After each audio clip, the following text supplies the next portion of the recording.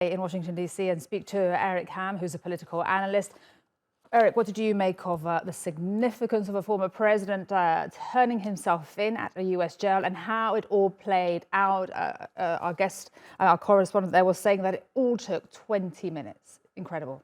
Yeah, I was actually on the ground. In fact, your reporter on the ground, he and I were actually standing next to each other. I was there for about 10 hours today. I was there yesterday when former mayor, America's mayor, Rudy Giuliani, was actually surrendered for arrest, and we saw Donald Trump. And I think today it becomes real for America, just the circumstances surrounding Donald Trump, because now the American people will see for the first time in history a former president mugshot. And I think that moves it from spectacle to the surreal. And I think the American people have already been concerned about Donald Trump's particular limitations as a potential commander in chief.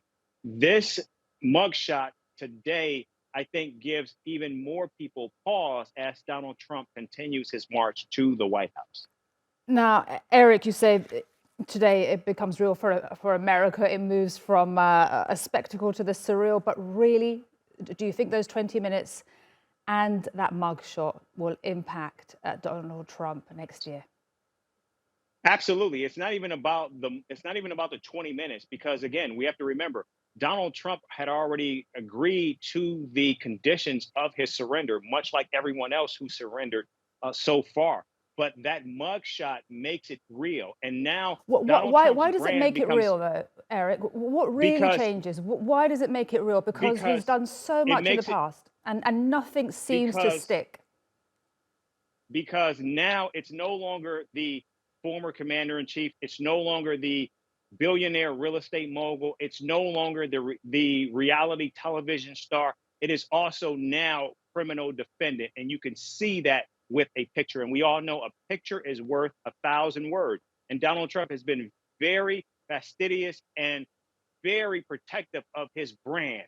And now with that mugshot, that changes the trajectory of who Donald Trump is. He's no longer just all of these other things. Included in that is now criminal defendant. And many people are going to see that heading into the first presidential election, where we see a criminal defendant who is actually run for president of the United States. And you have to remember, in the United States, running for president is about two things and two things only: aspiration and vision. And Americans believe and want to believe that they are aspirational, that they are aspiring to be more, aspiring to be their better selves. Eric, just to keep playing, sorry to interrupt you, I mean, just to play devil's advocate, I mean, he will continue to say that this was a witch hunt, that the election was stolen. And in the polls, he is still leading. Do you think those polls will change? Look, he is leading in the polls for the Republican presidential nominee. We have already seen in 2016, Donald Trump lost the popular vote. In 2020, he not only lost the popular vote, but he also lost the Electoral College. Heading into 2024, he is going to be a criminal defendant. That changes the trajectory of Donald Trump. That changes the trajectory of what he aspires to be, because the American people always look at their president as someone who is representative of them.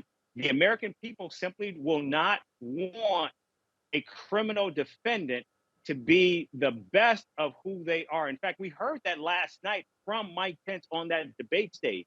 And I think Donald Trump he's already had a ceiling in terms of how far he can go. And I think now we see that ceiling is underscored with this mugshot. And I think I am not underestimating it. I think you're thinking that perhaps this is not as palpable as it is, but the American people who are going to the polls, who will vote for the president of the United States, those suburban women in middle America are not going to support a criminal defendant to be their president of the United States, to be the aspiration for who they believe and who they want to be.